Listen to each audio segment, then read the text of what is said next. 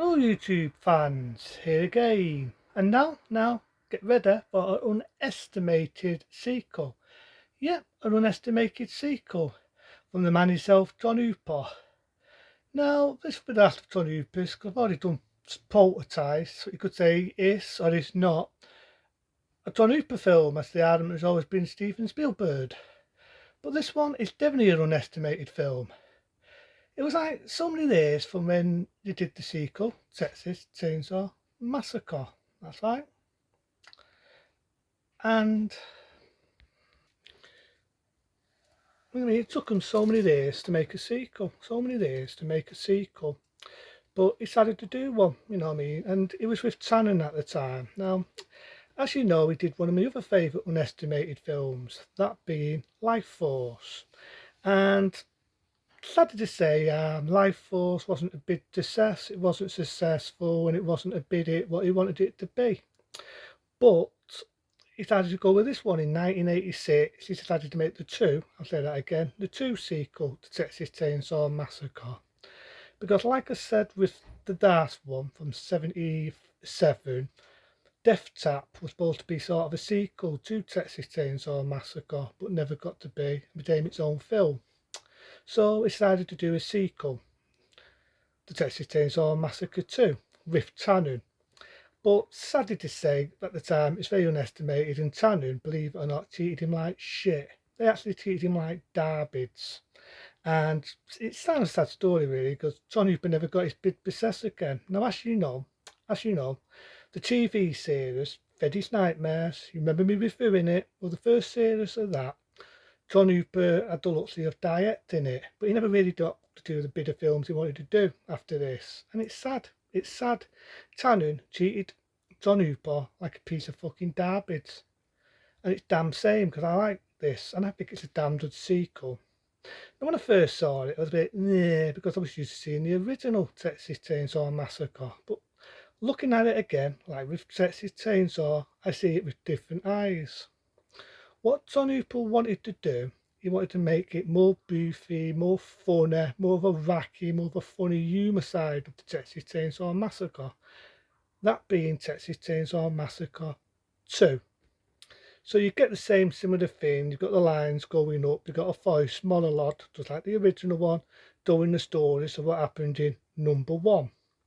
And then you get the idea that he's back again, the man, that being Leatherface.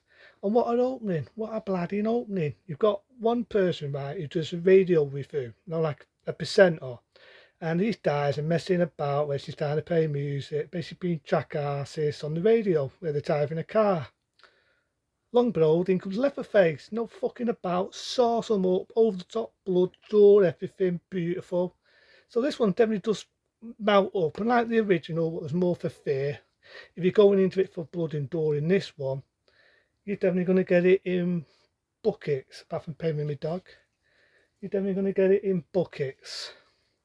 So it definitely doesn't mess about on the blood and gore department. And you get another damn good actor, that being Dennis Hopper.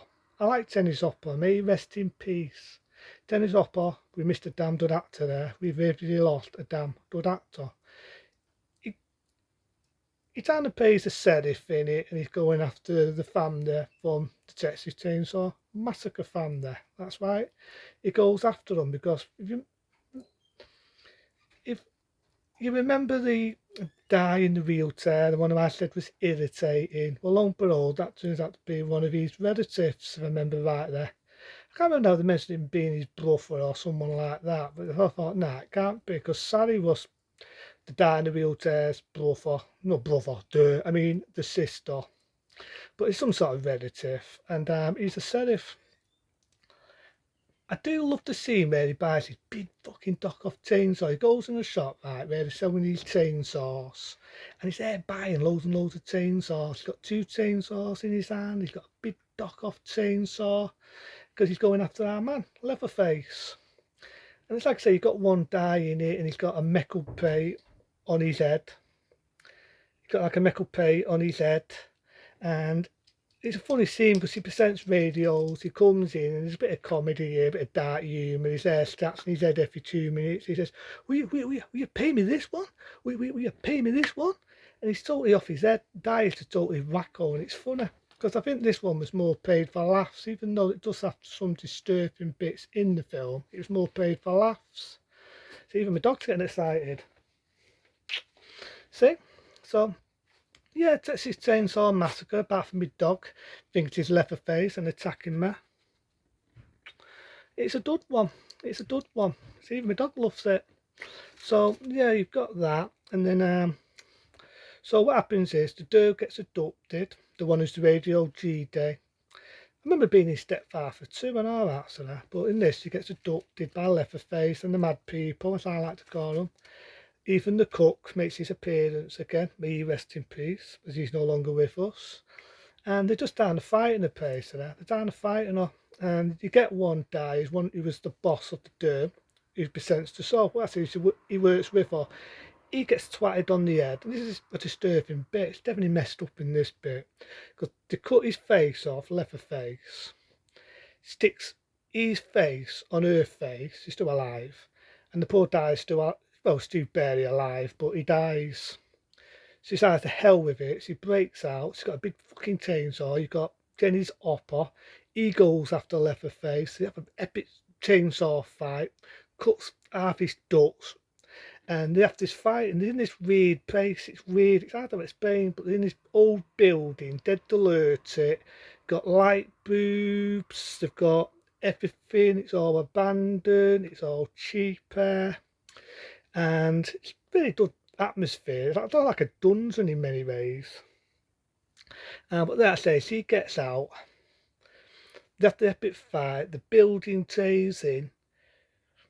But obviously he doesn't die because, as you know, they made a third one, which some people say is more like its own sort of remake, sort of prequel, whatever you want to call it, right? But I do remember the truck getting badly hurt and it's leaving you to see live or die, but he never mentions him in number 3. But it's a dud one. So he gets out to go to do lines, he's raving the chainsaw around like a bloody nutter. End of movie. It's a bit doofy and it was a bit funny when it come out, and it's like I say, I think at the time Tannen wanted it to be like the original one, scary, frightening, disturbing, but you can't do that. You can't get genie in a bottle, you know what I mean? It's like the original Nightmare on Elm Street. Very scary, Rest Haven made a dud one, pretty scary, pretty cheapy, so I repeat myself. The second one tried to do something different, even though it still had the darkness, but it never lived up to the original. They had to do the third one. It went a bit more like the comedy feder. You can't make something similar, the same from the first one. And John Hooper wanted it to be more doofy, more funny. Tannen treated him like shit. Now I know Tannen is no longer around, and I also said that when I did my first review on Life Force. They treated John Hooper like a piece of dog shit. They treated him like Darbids, the person when you loser. But they treated him like Darbids. And it's a damn shame because he never did anything big after that. They treated him like dirt. He still had his luck in doing films and programs. Like I say, I think he did a few of the Twilight Zones, the new ones, and I think he did a couple of Freddy's Nightmares where he had the luxury of directing the TV series. But to me, this was a damn good film. There's nothing wrong with Texas Chainsaw Massacre 2. I mean, I've got it. It's definitely blood there. You're going for more door. You're definitely going to get it in this one in buckets, and it had to be funny as well as all. It has dark humour in it. I like Jenny's hopper. It's not a bad one. It's not a bad one. So all I can say to Tannen is kiss me ass. Nothing personal on Tannen because I like some of their films. You know, American Ninja, The Missing in Actions. So I go on. But this one, I don't think it's a bad one. You know what I mean? Tannen then, you know, they treated John Hooper like shit, and I don't know why, because I think Texas Chainsaw Massacre 2 is a dud because I love it that much. I'll give it an 8-star rating. It's an unestimated sequel. Into them, I'll see you soon.